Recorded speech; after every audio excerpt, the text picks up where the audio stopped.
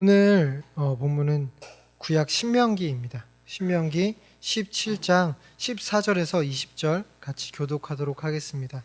신명기 17장 14절에서 20절입니다.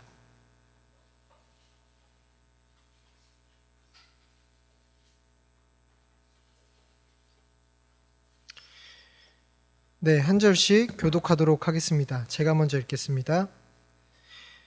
내가 내 하나님 여호와께서 내게 주시는 땅에 이르러 그 땅을 차지하고 거주할 때에 만일 우리도 우리 주위의 모든 민족들 같이 우리 위에 왕을 세워야 하겠다는 생각이 나거든.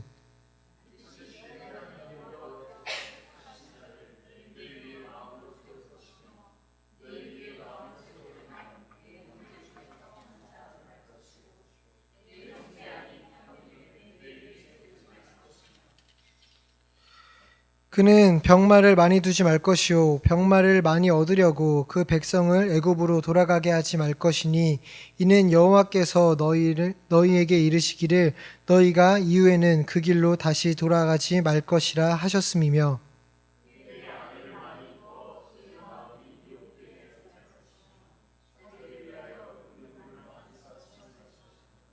그가 왕위에 오르거든 이 율법서의 등사본을 레위 사람 제사장 앞에서 책에 기록하여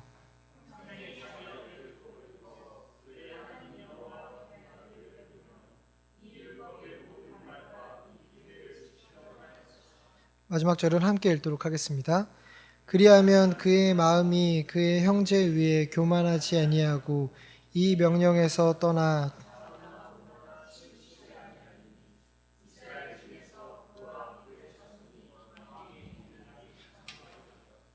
아멘.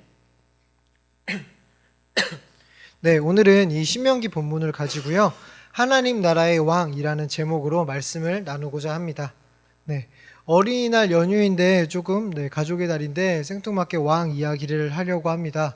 그렇다고 해서 왕 이야기라고 해서요. 얼마 전에 있던 남북 정상회담과 관련 있는 정치적인 이야기는 아니고요.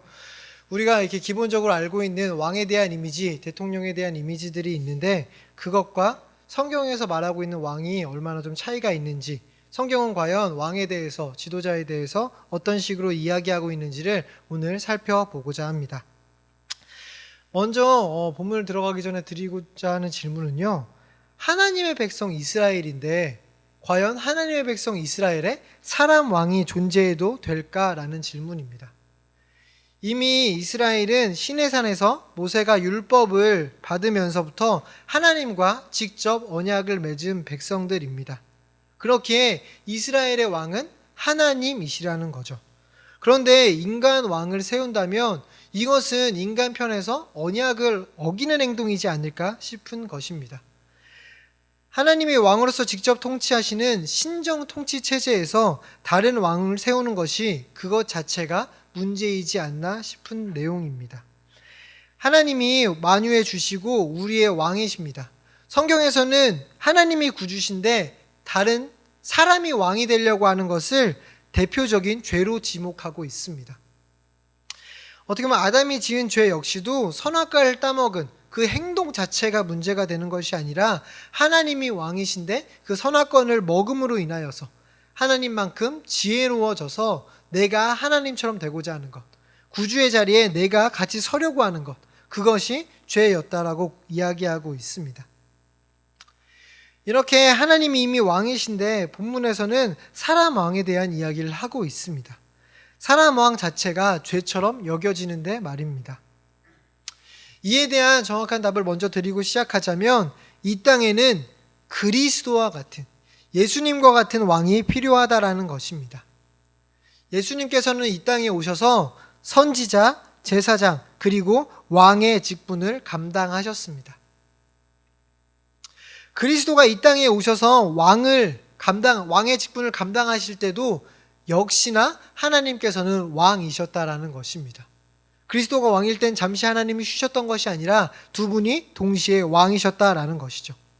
어떻게 왕이 두 명일 수 있을까요? 두 분의 왕국이 다르진 않을 거라고 생각됩니다. 그렇다고 해서 반란이었다라고 보기도 당연히 어렵습니다. 그렇다면 원래 두 분은 한 분이시니까 두 분이서는 왕을 해도 상관이 없는 걸까요? 여기서 그리스도와 같은 왕이란 오직 하나님이 원하시는 대로 주어진 자리에서 하나님의 나라를 실현해 가는 것을 뜻하고 있습니다. 즉, 우리가 알고 있는 1인자의 모습, 우리가 알고 있는 왕의 모습은 그냥 내 마음대로 결정하고 마음에 안 들면 갈아엎고 모든 것을 쥐락펴락하는 그 왕의 이미지인데요. 성경에서 말하고 있는 왕의 개념은 왕임에도 불구하고 그 위에 누군가가 있어서 그 사람의 지시대로, 그 사람의 뜻대로만 통치하고 다스리는 것이 성경적 왕의 모습이라는 것입니다. 그래서 이 이미지를 제 나름대로 네이밍해 본 것이 중간 관리자입니다. 성경에서 이러한 절대자 이미지는 오직 하나님께만 돌려지고 있어요. 성경적 왕은 하나의 직분에 지나지 않습니다. 직분에 대해서 자주 얘기해 드린 것처럼요, 직분은 어떤 자리, 하는 일, 위치의 차이일 뿐이지 높고 낮음은 존재하지 않습니다. 심지어 이 왕이라고 할지라도 갑과 을의 관계가 전혀 형성되지 않는다라는 것이죠. 저는 정말 모두가 다 평등하다라는 것, 누군가의 지시를 받는다라는 것, 직분에 지나지 않는다라는 것, 이것이 일반적으로 알고 있는 왕의 이미지와 성경이 말하고 있는 왕의 이미지의 가장 큰 차이라고 생각합니다. 즉, 하나님의 통치를 대신하는 왕의 이미지, 그 왕은 당연히 거부되어야 합니다. 그러나 하나님의 뜻을 그대로 실현하는, 오직 주님께만 영광 올려드리는 그리스도와 같은 왕은 이 땅에 있어야 된다는 것이죠. 예수님을 제외하고 구약에 정말 수많은 왕이 나오는데요, 그 왕 중에 가장 이 직분을 잘 감당한 인물이 다윗 왕입니다.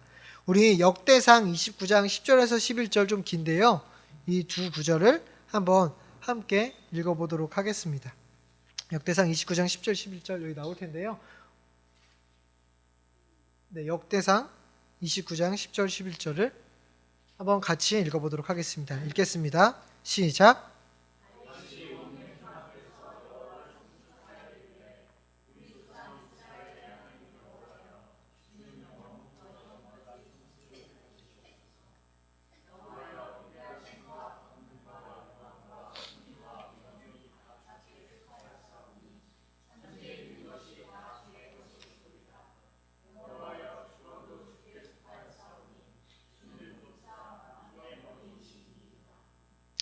아멘. 네. 다윗은 분명 왕이었지만 모든 주권이 하나님께 있음을, 하나님이 모든 만물의 머리가 되셨음을, 그분만이 왕이심을 고백하고 있다라는 것입니다. 오늘 읽었던 신명기 본문에서도요, 왕으로서 어떠한 막강한 권력이 주어지는지, 왕의 무궁무진한 혜택이 무엇인지, 이런 것들에 대해서 나오는 것이 아니라 왕의 책임, 제한된 역할에만 초점을 맞추고 있을 뿐입니다. 왕에 대한 이야기가 시작되는 이제 16절부터 보면 시작에서 왕이 하지 말아야 할 것부터 시작하고 있습니다. 이 하지 말아야 될 세 가지 중에 첫 번째는 병마인데요. 병마, 이것은 지금으로 치면 탱크, 전투기, 항공모함과 같은 군사력을 의미하고 있습니다. 즉, 군사력을 보강하지 말라라는 말이에요. 강대국의 중요한 척도가 바로 이 군사력, 지금 이 시대도 동일합니다. 그런데 하나님께서는 군사력을 의지하지 말라라는 것입니다. 왜냐하면 오직 이스라엘의 군대 장관은 하나님인데, 너희가 하나님을 의존하는 것이 아니라 너희가 쌓아두고자 하는 그 병마, 그것들을 의존할까 하기에 병마를 쌓지 말고 많이 두지 말고 오직 하나님께 속한, 전쟁은 하나님께 속해 있기 때문에 하나님만 의존하라는 말입니다. 특히 여기서 이제 애굽에서 말을 많이 사오지 말라라고도 얘기하는데요, 실제로 애굽에서 말을 많이 사오기도 했습니다. 그러나 그것보다 더 깊은 의미는 하나님의 은혜로 인하여서 출애굽했습니다. 애굽에서 나올 수 있었다라는 것이죠. 그런데 이것과 반하여 군사력을 얻기 위해서 다시 애굽으로 돌아가는, 출애굽을 거스르는 행위를 하지 말라라는 거예요. 너희가 그렇게 의존하려는 그 출애굽, 그 애굽의 군대, 그 애굽의 군대를 무력화시키신 분이 누구냐? 정말 그 강대한 그 강대국의 그 병마들이 하나님 앞에서 모두 다 수장된 것이 아니냐? 너희들은 그것을 기억하며 출애굽시키신 하나님을 더 의존하라는 것입니다. 우리에게 좀 볼 때 하나님은 우리를 사랑하셔서 세상의 죄에서 우리에게 진정한 자유, 진정한 출애굽을 허락해 주셨습니다. 그런데 세상에 있는 근심, 걱정, 염려 때문에 다시금 썩어질 것에 집착하여 세상의 방법, 애굽의 방법으로 돌아가지 말라는 것입니다. 그렇다면 하나님이 원하시는 방법이 무엇일까요? 이것을 위해서 좀 두 구절을 살펴보려고 하는데요. 먼저 여호수아 11장 9절입니다. 여호수아 11장 9절을 한번 같이 읽어보도록 하겠습니다. 읽겠습니다. 시작.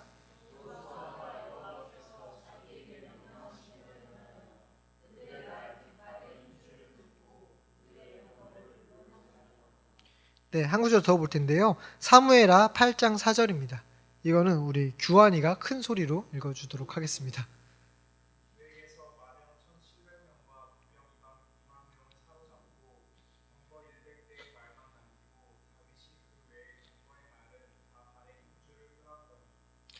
네, 이렇게 지금 여호수아 다윗을 보면 군사력을 의지하는 것이 아니라 오직 전쟁의 승리를 허락하신 하나님만 의존하겠습니다. 이 고백을 말로 하는 것이 아니라 행동으로, 삶으로 보여주고 있다라는 것입니다. 그런데 우리는 그냥 성경 구절로 봤기 때문에 그냥 대단하다 이렇게 넘어갈 수 있겠지만 실제 여호수아, 다윗의 상황이었다면 우린 정말 이러한 결정을 할 수 있었을까요? 아이들과 지금 이제 오전에 여호수아서를 다시 살펴보고 있는데요. 여호수아서를 정말 살펴보자면 그의 군대는 정말 군대라고 말하기 어려울 정도로 피난민에 가까운 행렬이었습니다. 광야를 떠돌던 자들이에요. 그랬기에 정말 병마는커녕 무기조차 없는 그러한 무리입니다.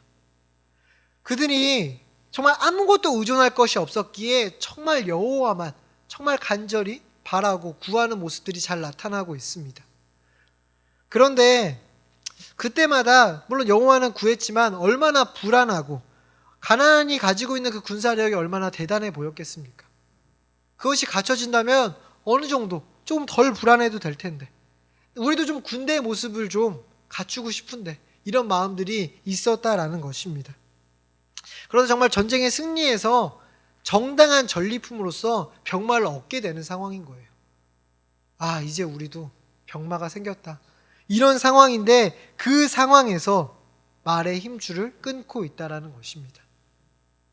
전쟁 중에 군사력을 일부러 줄인다라는 건 대단한 믿음의 선택이 없이는 참 하기 어려운 선택이라는 것이죠. 그러나 여호수아와 다윗은 분명히 알고 있었다라는 것입니다. 승리는 군사력, 학력, 재력, 노력, 인맥 이런 것에 있지 않음을 알고 있었다라는 것이죠. 이것들이 갖추어지면 어떻게 보면 인간적인 근심, 걱정 이런 게 조금은 적어질지 모르고 든든한 기반처럼 여겨질 수 있습니다. 그러나 이들이 걱정한 것은 진정으로 승리를 가져다 주시는 하나님을 의존하는 것을 그칠까 하여 오직 하나님만 의존하기 위해 이러한 결정을 했다라는 것입니다. 오늘 찬양했던 가사와 같이 오직 주님만을 반석으로 삼아 주님만을 의존하고자 하는 모습이 잘 나타나고 있었다라는 것이죠. 두 번째 금하고 있는 내용은 많은 아내를 두지 말라라는 거예요. 당시 왕들은 참 많은 여인들을 두었습니다. 이건 세상 역사를 봐도 참 많은 여인들을 거느리는 것을 볼 수 있습니다.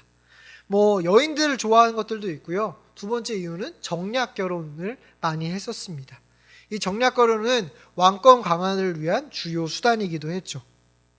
성경의 인물들 중에서도 솔로몬이 이런 정략 결혼을 대표적인 인물이라 할 수 있습니다. 이러한 정략 결혼을 금하는 측면도 있지만요, 실질적으로는 진짜 아내를 넘어 여자들을 주변에 많이 두지 말라라는 거예요. 여기서 주목할 단어는 미혹입니다. 여자들로 인하여서 미혹해 되어 맡겨진 일을 성실히 감당하지 못하기 때문에 정말 여색을 즐기니라 주어진 일을 감당하지 못하기 때문에 여인들을 많이 두지 말라라는 것입니다. 실제 성경을 보다 하더라도 여인들 때문에 하나님을 떠나는 일들이 많이 나타나고 있습니다. 솔로몬처럼 이방 여인들을 가까이 하면서 이방신을 알게 되고 이방신을 섬겨서 정말 우상 숭배를 해서 떠나는 경우도 있었지만요, 여인 자체를 숭배 아니라 하나님을 떠나는 경우들도 많이 있습니다. 이것처럼 오늘날에도 우리도 이런 미혹해하는 것들을 경계해야 합니다. 물론 이 시대에도 대표적인 1순위의 유혹은 성적 유혹인 것 같습니다. 본문뿐만 아니라 오늘날까지도 이렇게 우리를 대표적으로 미혹해하는 건 성적 유혹인데, 안타깝게도 이것에 대한 많은 교육이 이루어지지 않는 건 참 안타까운 현실인 것 같습니다.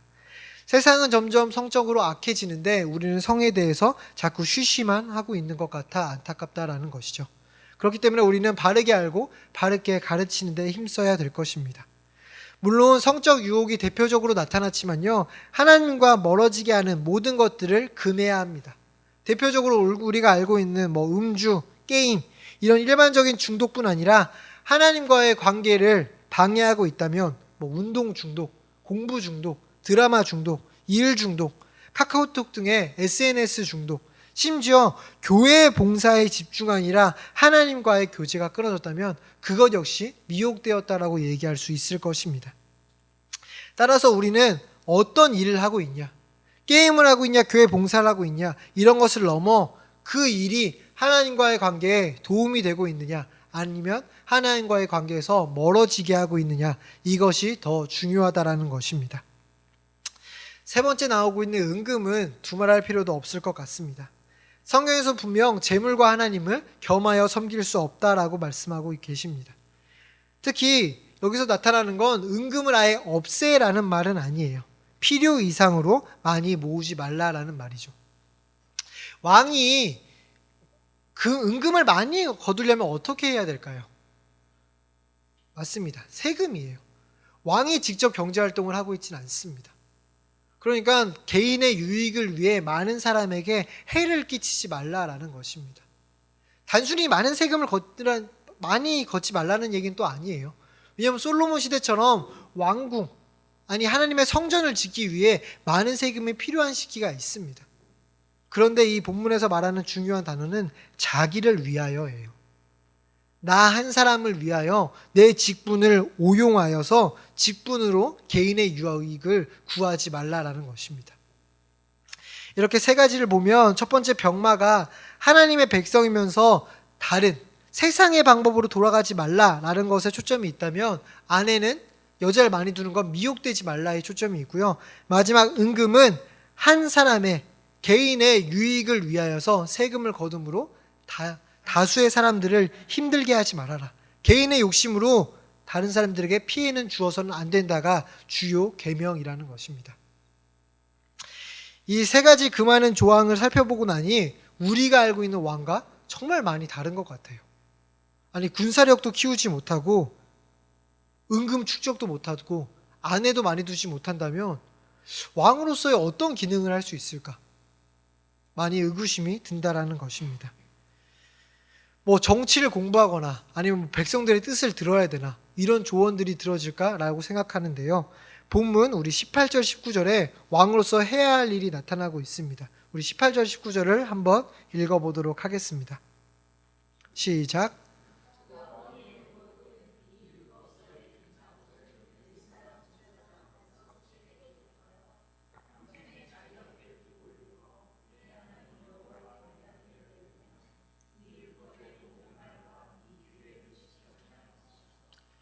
네, 오늘 본문에서 지금 왕이 해야 할 일을 얘기하고 있어요. 근데 왕이 해야 할 일인데 율법책을 옮겨 적는 일이라고 하고 있습니다.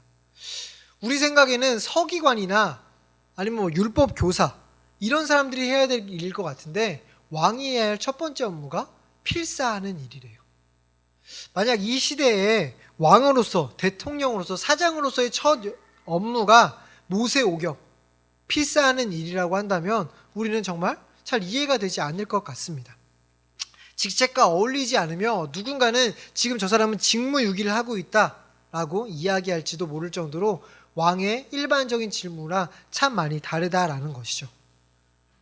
그러나 좀 이렇게 생각해 보면 어떨까요?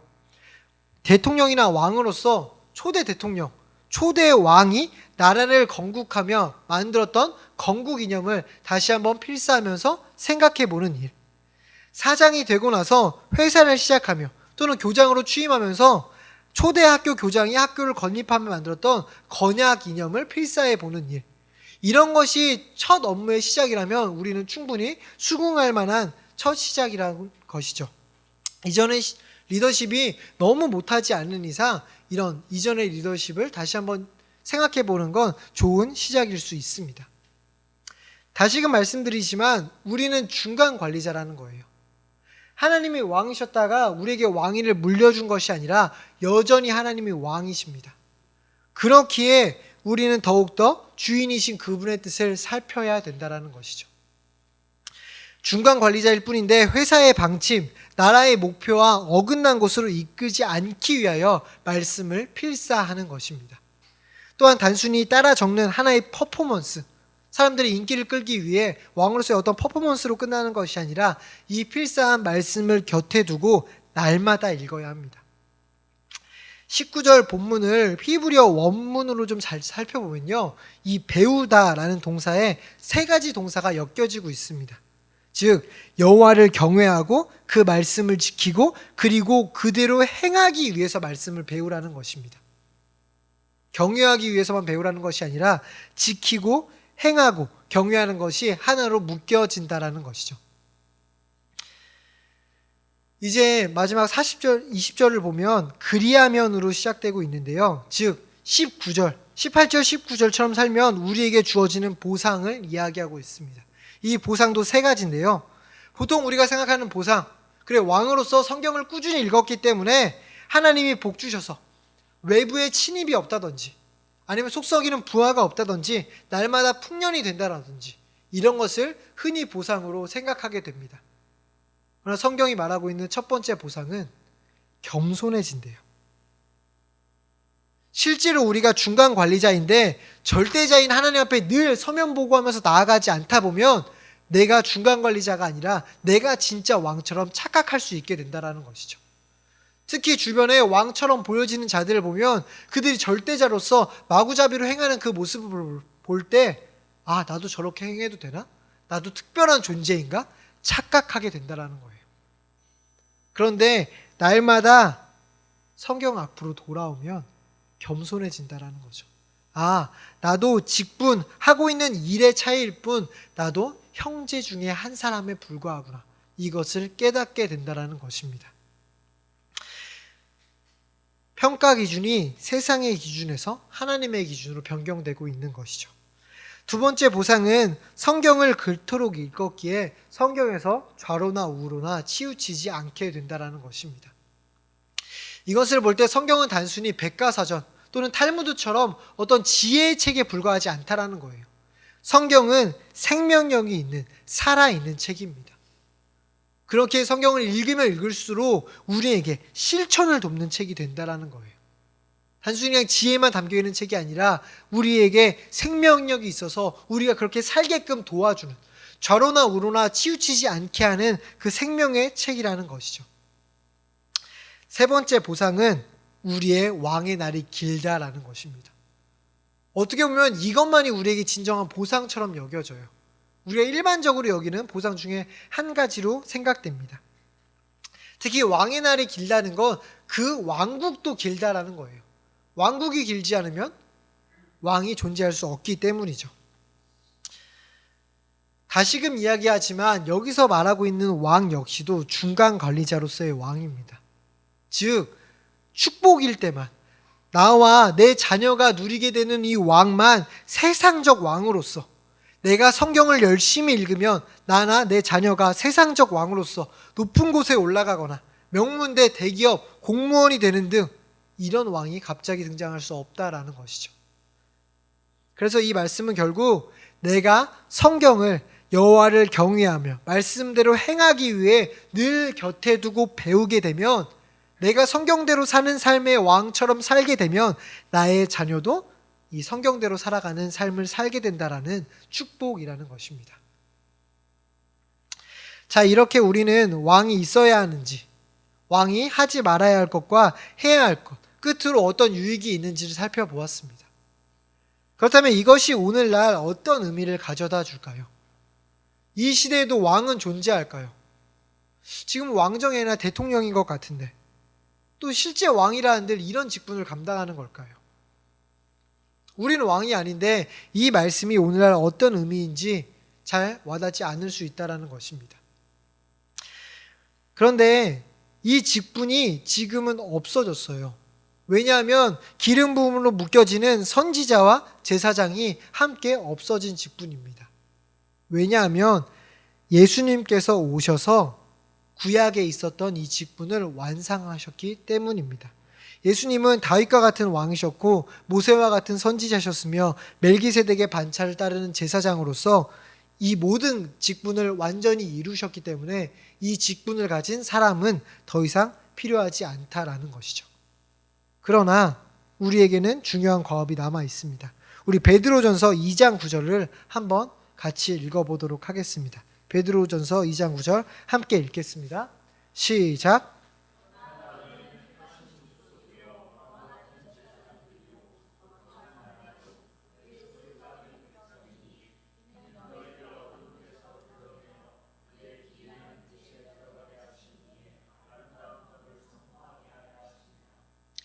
네, 우리는 왕 같은 제사장이라고 하고 있습니다. 또 9절에서 나타난 것처럼 우리는 선지자적 기능도 감당한다라는 것입니다. 즉 예수님으로 인하여서 세 가지 직분이 모두 완성되었지만 예수님을 따르는 우리는 예수님이 왕노릇 하시는 것처럼 우리 역시 왕노릇 할 수 있게 되었다라는 것입니다. 아이들과 소유리 문답을 배울 때도 이 예수님의 세 가지 직분을 감당하면서 우리가 예수님이 선지자셨던 것처럼, 예수님이 제사장이었던 것처럼, 예수님이 왕이셨던 것처럼 우리도 이 세 가지 직분을 감당한다 라고 했을 때 아이들이 제사장과 선지자에 대해서는 어느 정도 수긍을 했지만 왕에 대해서는 잘 이해하지 못했습니다. 왜냐하면 왕이라고 하기엔 우리는 영토도 없고 백성도 없기 때문입니다. 그렇다면 우리는 어떤 나라의 왕이일까요? 대한민국은 확실히 아닌 것 같습니다. 그렇다고 뭐 사이버 세계, 뭐 온라인, 뭐 이것의 왕도 당연히 아닌 것 같습니다. 우리도 당연히 하나님 나라의 왕입니다. 그렇다면 영토는 내가 거닐고 있는 나의 모든 삶의 자리가 되며 백성은 내가 그 삶의 자리에서 만나는 모든 나의 이웃입니다. 그렇기 때문에 이 적용점에 있어서 모든 분야, 우리에게 다양한 직장, 교회, 가정 등 모든 삶의 자리가 우리의 영토인데 이 모든 분야를 다루긴 좀 어렵고요. 어린이날이 가까이 있었기에 또한 가정의 달이기에 가정과 자녀 양육 중심으로 적용을 해보려고 합니다. 그러나 이 모든 걸 같은 원리로 해서 삶의 모든 자리에서 적용을 해볼 수 있을 것 같습니다. 우리는 하나님께로부터 받은 분명한 사명이 있습니다. 문화 명령이라고 불리우는 대리 통치자로서 바로 무너진 이 땅에 하나님 나라를 세워가는 사명입니다. 이는 단순히 영적인 영역, 교회의 영역에 국한되어 있지 않습니다. 왜냐하면 하나님이 주인이 아닌 곳은 이 세계에 한 뼘도 존재하지 않기 때문입니다. 모든 영역에서 오직 하나님만이 주인이십니다. 그렇기에 문화, 정치, 사회, 경제, 예술, 교육에 이르기까지 모든 분야에서 하나님 나라가 이루어지도록 해야 하죠.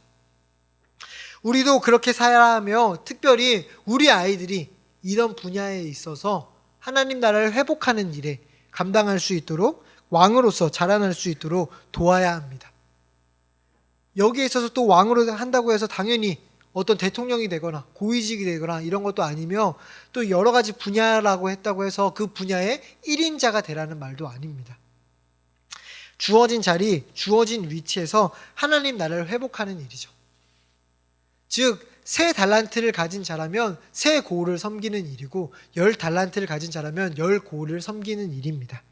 자녀의 달란트를 발견하여 그 달란트에 적합한 자리에서 적합하게 섬길 수 있게 하는 것이 부모로서 잘 양육하는 것이라는 말입니다. 10달란트를 가지고 있으면서 한 고을을 섬기는 것도 당연히 잘못이지만 한 달란트를 가진 자녀에게 10고을을 섬기라고 가르치는 것도 잘못이라는 말입니다. 그러나 우리는 이 새마을 운동으로부터 대표되는 빨리빨리 익숙한 한국적 세계관에서 한 고을만 섬기는 것 자체를 게으름으로 여기는 것은 문제라는 것입니다. 더 높이, 더 많이, 더 열심히가 성경적 가르침이라고 보기는 어렵습니다. 성경은 분명 게으름을 경계하지만 성경은 동시에 분명한 쉼을 이야기하고 있습니다. 그렇기에 우리는 우리 자녀가 진정으로 하나님의 뜻한 자리에서 왕으로 설 수 있도록 본문처럼 교육해야 된다는 것입니다. 세 가지를 금하도록 해야 되며 오직 한 가지, 말씀 안에 자라날 수 있도록, 말씀을 우선시할 수 있도록 교육해야 된다는 것이죠. 물론 매우 쉽지 않습니다. 차라리 어떤 행동 몇 가지 금하는 것, 억지로 성경 몇 장 읽게 하고 억지로 술, 담배 금하게 하고 매주 주일날 이전에 그냥 자더라도 데려오는 것, 이런 건 차라리 쉬울 수 있습니다. 그러나 진정한 마음의 문제, 세계관의 영역이기에 더더욱 어렵다라는 것이죠. 그러나 이 가운데 감사가 되고 위로가 되는 것은 우리도 중간 관리자라는 것입니다. 자녀를 키우는 왕이기 이전에 우리가 먼저 왕으로서 서 있어야 된다는 것이죠. 나도 일터에서 하나님 나라를 이뤄가고 자녀를 양육하고 남편과 아내를 섬기는 일, 교회를 섬기는 일, 이 모든 것에서 중간 관리자, 나도 왕이라는 것입니다. 일터에선 사장님이, 가정에서 남편이, 교회에서 목사님이 리더이지 저는 왕이랑 상관이 없는 것 같아요. 이것 질서라는 것은 조금 다른 문제입니다. 지금 우리가 에베소서를 통해서 질서를 배우고 있는데 이 질서랑 연결해 보자면 에베소서에서 이제 아내로서 남편에게 복종하는 것이 질서라고 한다면 우리는 왕으로서 그 복종을 열심히 감당하는 것, 그것이 하나님 나라를 이뤄가는 것, 가정에서 아내로서 하나님 나라를 이뤄가는 일은 복종이라는 직분이라는 것입니다. 어떻게 보면 왕과 복종이라는 단어가 매우 안 어울리는 것 같아 보이지만 유대인의 왕으로서 예수님이 오셔서 하셨던 일은 죽으심이셨습니다. 십자가에 달리심이셨습니다. 이처럼 우리가 중간관리자의 왕으로서 나의 자리에서 나의 일을 감당하는 것이 왕의 역할이라는 것이죠. 그렇기에 자녀 양육도 중간관리자로서 해야 된다는 것입니다. 자녀에게 어떠한 뜻을 가지고 있는지, 내 자녀가 아닌 하나님의 자녀로서 하나님의 어떠한 뜻을 가지고 있는지를 늘 물어야 된다는 것이죠. 여기서 당연히 세 가지를 금해야 됩니다. 자녀를 바르게 키운다라는 핑계로, 여러 가지 정보를 들어야 된다라는 핑계로, 이 시대에 부합한 자녀를 키워야 된다는 핑계로 세속적 세계관, 애굽의 교육 방법에 귀를 기울여서는 안 된다라는 것입니다. 하나님께서 세속적 교육관에서 출애굽시켜 주셨는데 다시 돌아가서 카페, 온라인 카페 이런 것들에 더 귀 기울이고 세상의 말을 묵상하면서 다시 애굽으로 돌아가서는 안 된다라는 것이죠. 또한 자녀를 사랑으로 양육하는 일에 못하게 하는, 이 자녀를 양육하는 그 직무를 못하게 하는 일에 미혹돼서는 안 된다라는 것입니다. 앞서 말한 여자로 대표되는 일, 운동, 술, 게임, 친구관계, 아까 말했던 교회 봉사, 이런 것에 미혹되어서 하나님이 나에게 주신 사명, 나에게 주신 일, 자녀 양육을 등한시하는 것은 하나님 나라 왕으로서의 직무유기라는 것이죠. 당연히 은금을 추구하며 자기 자신을 최우선에 두는 것도 잘못입니다. 오직 날마다 말씀을 가까이하여 배운 말씀 그대로 양육해야 됩니다. 천지 만물을 지으신 그분 앞에 나아갈 때 그분은 나보다 나의 자녀를 잘 아셔서 이 자녀를 어떻게 양육해야 될지 정답을 알려주십니다. 그를 어떻게 사랑해야 될지, 그에게 어떻게 말씀을 알려줘야 될지 알려주신다라는 것이죠. 또한 하나님은 자녀뿐만 아니라 나를 나보다도 더 잘 아셔서 내가 지금 겪고 있는 어려움, 내가 자녀 영역 가운데 겪고 있는 그 힘듦을 아시고 위로하시며 나아가 지쳐있던 나에게 다시금 사랑할 수 있는 동력도 부어주신다라는 것입니다. 왕에 대해 배웠는데요, 얼핏 보면 참 왕이라고는 하지만 자기 맘대로 할 것 없는, 세상의 왕과 비교해 볼 때 참 보잘것없는 왕처럼 보여집니다. 그러나 왕이 정말 내 맘대로 하는 왕이 아니라 진짜 성군으로서 내게 맡겨진 이 백성들을 잘 이끌려는 왕이라고 한다면 오히려 보면 왕의 그런 특권 의식보다는 부담감이 훨씬 클 것만 같아요. 왜냐하면 나의 선택 하나에 엄청난 사람들이 유익을 얻을 수도 있지만 엄청 손해볼 수도 있기 때문이죠. 결정한다는 건 참 쉬운 자리가 아닌 것만 같습니다. 우리 부모 역시도 그런 것 같아요. 부모로서 어떤 부모가 자녀에게 나쁜 것을 주고 싶겠습니까? 그런데 참 우리도 유한하기에 틀린 조언, 틀린 선택을 해줄 수 있어 불안하다라는 것이죠. 그런 또한 공동체를 섬기고 싶은 의도가 있다 한들 좋은 그 열심이 오히려 공동체에 해가 되기도 합니다. 이럴 때 진정한 왕이신 하나님이 우리가 어떻게 해야 될지 세세히 알려주신다는 거예요. 이건 너무나 큰 은혜이라고 고백할 수밖에 없다는 것이죠. 답이 없어 보이는 자녀 양육의 문제에서도 또한 이 문제를 대표로 이야기했지만 학교, 회사, 부부, 여러 가지의 인간관계들 또한 모든 일에 있어서 하나님은 우리에게 지침을 허락하여 주신다는 것입니다. 특별히 그 지침은 선이기에 나뿐 아니라 모든 공동체를 만족해 하며 나를 비롯한 모든 공동체에 사랑을 가져다주는, 행복을 가져다주는 그 지침이라는 것입니다. 우리가 이러한 중간 관리자임을 깨닫고 여러 영역, 자녀 양육을 비롯한 여러 영역에서 메고 있던 그 무거운 멍에는 이제 내려놓고 말씀을 배우는 데 힘을 써서 각자의 영역에서 하나님 나라를 맛보며 그 왕의 자리가 나와 나의 자녀에게 길게 되는 그 축복이 우리 모든 성도님들 가정 안에 충만하기를 기도하도록 하겠습니다. 네, 우리 같이 찬양 하나 하고 같이 기도했으면 좋겠는데요. 오늘 찬양했던 그 내가 주인 삶은 다시 한번 찬양했습니다.